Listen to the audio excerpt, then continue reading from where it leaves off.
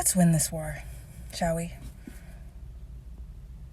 I need to help you guys outgrow the circus. What if I told you a narcissistic discard wasn't a discard at all? It was simply a misalignment, numerically, energetically, resonance-wise. What if I told you that most people, men and women, who are looking to partner with a narcissist are in 12 energy? This is the number of someone trying to establish, develop a connection, someone trying to connect with someone, hence the 1 paired with the 2, right? The number of the individual paired with the number of interpersonal matters. How one relates to the world, how one relates to others. So when you are in 12 energy, you are typically trying to date. You're trying to find your person, okay? You're trying to gain stability.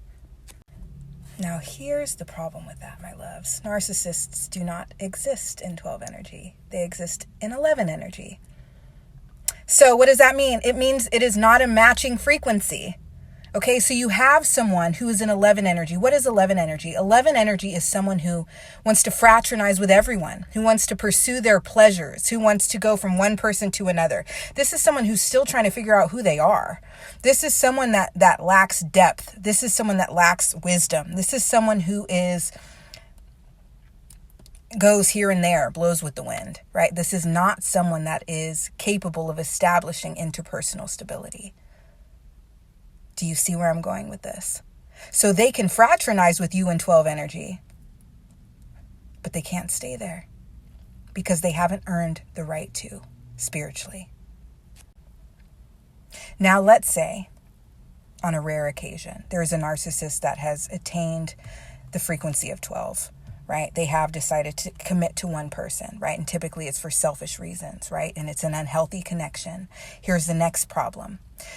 Anytime you are in an established romantic relationship, you are going to eventually attain the frequency that is 17, because 17 is the frequency that is required to do inner work, to look inward, to work through difficulty, to work through oppositions, to work through disagreements, right? To take accountability, to grow. That is the frequency that's required. So what happens then? They'll run from that because they're not there. They're not ready. They have not reached that level. The universe has not allowed them to grow to that level. Do you get what I'm saying? So what's going to happen? They're going to run because it is an energetic mismatch. They are not at that frequency. Okay? So I need you guys to stop taking it so personally. Yeah, it might hurt, because you love them, so on and so forth. First of all, love is literally hormone. Why do you think rebounds work so well? Because it's another person that is creating the same hormone in your brain.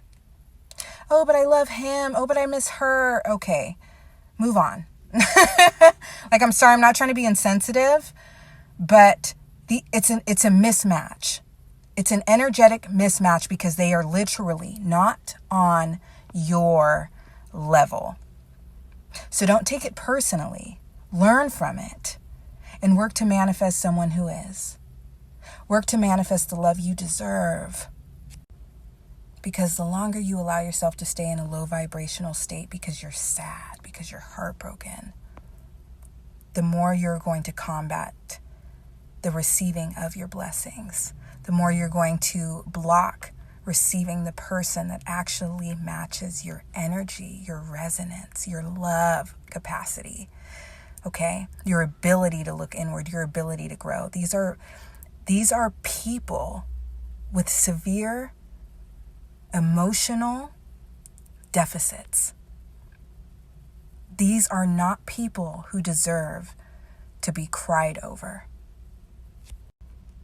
If someone with severe autism came up and spit on you and started hitting you, you wouldn't sit there moping. You wouldn't sit there saying, oh my God, how could they do that? I'm so hurt. No, you would recognize the mental deficit that's there and you would let it go. You need to learn to do the same thing with narcissists because it is quite similar.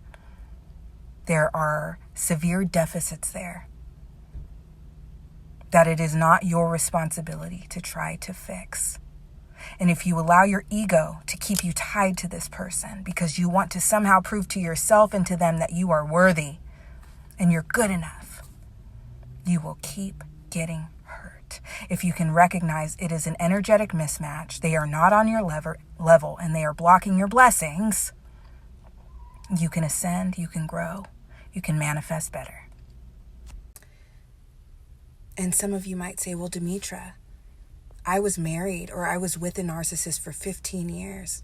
Notice how the universe had me say 15, and that was unintentional, quite random. But I say that to say this. What I'm going to say is that you were in 15 energy, which is a being facing personal karma, or you were in the midst of a 50 cycle or a 70 cycle. 50 cycle is a karmic cycle. 70 cycle is a cycle connected to a spiritual foe or a cycle of transformation, a cycle of darkness intended to help you do inner work, intended to help you grow, intended to help you face and battle your own demons. This can only be done in the dark, my loves. Now, if you don't quite understand what karma is a deeply rooted spiritual lesson. It has little to do with, I wouldn't say little to do with, but it is quite often not associated with what you've actually done, right? At least not in this lifetime. It's typically deeply rooted spiritual lessons that we must learn in order to break cycles, in order to ascend spiritually, in order to grow, okay? If you're too soft, you need to become harder. If you're too hard, you need to soften yourself. If you have no boundaries, you need to learn to implement them. If you're too rigid, you need to soften those boundaries. It's all occurring on a spectrum, and it's very personal. Okay? Pay attention to your shortcomings. Pay attention to the negative situations you continue finding yourself in. Start there. But what I can tell you with confidence, unfortunately, if you are in a connection with a narcissist, your karmic lessons are low self-worth, lack of self-love, lack of self-respect, naivete, oftentimes. And if you're not naive, then the other things are severe, right? You're either naive and unaware and need to remove blinders and need to stop letting love lead you, or you're aware and you lack self-love, lack self-worth, and other situations are holding you hostage, right? So you need to look into that. You need to strengthen yourself. You need to grow, because when you truly love yourself, you don't remain in these kinds of connections, no matter what. No matter how many children you have together, no matter how long you've been together, when you truly love and respect yourself and you reach that level, you will release them.